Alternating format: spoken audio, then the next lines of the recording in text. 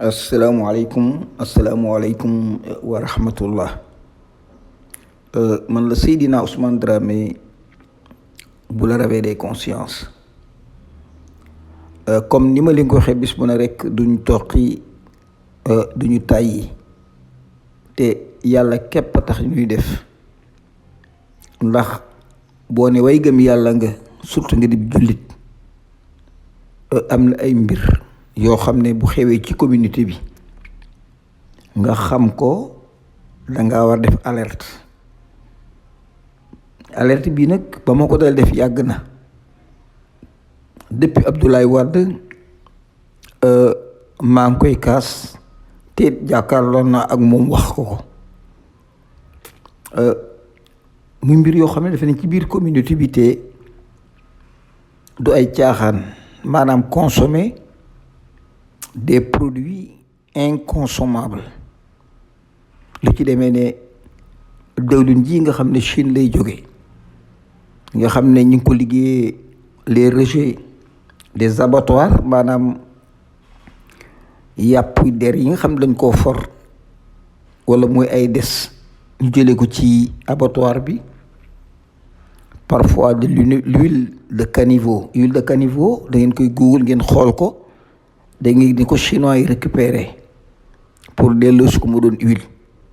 Recycling oil aussi am na, maanaam restaurant yi lépp loo xam ne am nga ko mu niin danga koy sotti ci benn bërigo, am na oto bu fay aw jël ko, dañ ko recycling lañ koy def, delloosi waat dawlin ji, raxas ko ba mu set, delloosi waat dawlin ji.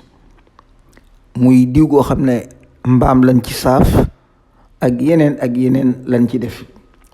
bëgguma guddal vidéo bi, dama doon alerter le ministre du commerce, doon alerter le ministre de la santé, di alerter le ministre de la justice, ndax kat li ñuy lekk dëgg dafa tegu ci dëgg. kon la justice am na ci une part de responsabilité, comme le ministre de l'intérieur ni mu ci amee responsabilité.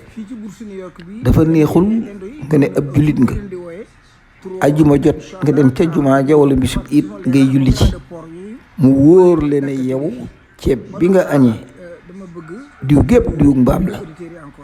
sa soxna si nga fanaanool gémmiñ gépp rouge à lèvres la, maanaam graisse mbaam la ci diw, nga fanaanoog moom ba bët set di màcc lépp nga màcc ko. muy loo xam ne rafetut. te seddu naa soxna kilifa yu bari rouge à lèvres li ñuy jël daxañ ko ci seeni tuñ, jël crème bi nga xam ne lépp mbaam la. dama ne mbaam mi dem na ba ci ay comprimés yi nga xam ne ñu koy lekk, mbaam mi dem na ba ci crème bii nga xam ne ñu koy lekk, mbaam mi dem na ba ci sunu comprimés yi nga xam ne bu ñu opéré ci la ñuy naan. mbaam mi dafa dem ba moom la ñuy diwoo ba nin bot bëgg a dem ca jàkk ji julli ji.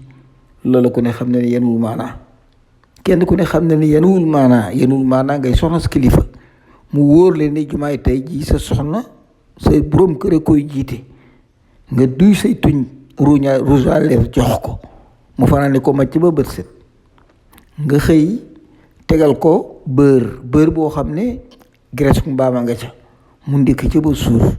ñu ne dina waaye nga tegal ko ceeb boo xam ne moom la añee nga xam ne ceeb bi lépp diw graisse mbaam xoox la. mu not bay waajal jumaa ja nga jël benn chewing-gum boo xam ne graisse mbaam gu sukkër la, nga jox ko mu yéey di dem waax wuti jumaa ja.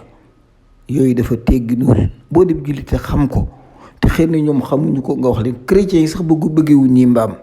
chrétiens yi dama ne ñoom seen yoon may di lañu di ko consommer, waaye 90% yi ci bari duñ lekk mbaam, ndax teg ko ci health, maanaam ak wér ci lañ ko teg.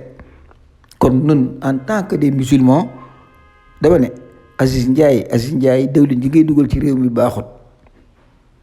ba may dem Chine demoo fa, te jaabante naa ko yàgg rek ki Farba Ngom yooyu ngeen di def rafetut. na gouvernement bi jóg taxaw ci, te defar ay huileries yi bay gerte di génne diw gu baax ñu di ko lekk pour mën a wér ba pare mën a war a ànd jaamu yàlla. dama doon avertir nag les ministères concernés ba ci premier ministre bi ba ci le président de la république kenn xool lekk gi baaxut liñ tax a feebar mooy lekk gi. tubaab bi dañ ne boo seetoo ki nga jàkkaar loolu du yow boo bëggee gis sa bopp da ngay dem nga xool la ngay lekk yow ba ci comprimé yi graisse mbaam lañ ko defee ñu di ko wanaasu ba ci am tàngal yeeg bonbon yi ak crème yi yépp mbaam xoxo ngi ci. fii américains yi dañoo am benn département boo xam ne lépp lu ñuy consommer moom moo koy surveiller. léegi américains yi ñoo ko am te booy ma ne 90% et 95% ay chrétiens lañ kon nii nga xam ne waru ñoo lekk mbaam war na noo xool li ñuy defee lan.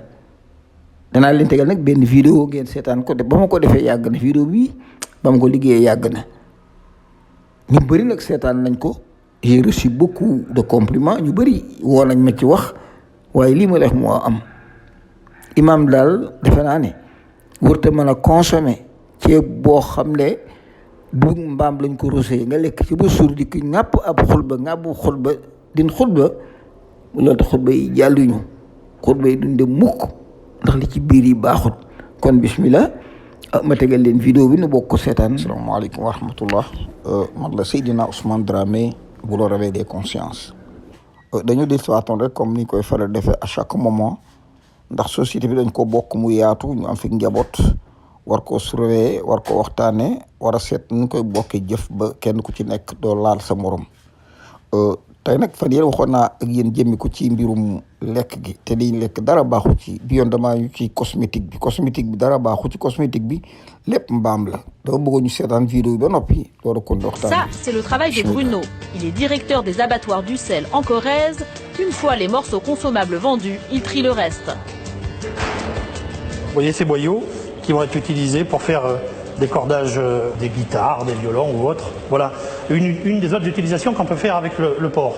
Encore une autre utilisation avec les oreilles, voilà, clandestine à la fabrication de produits cosmétiques, des masques pour les cheveux, des crèmes visage. Vous voyez c'est ce qu'on appelle le gras, hein, c'est du gras, vous voyez. Hein.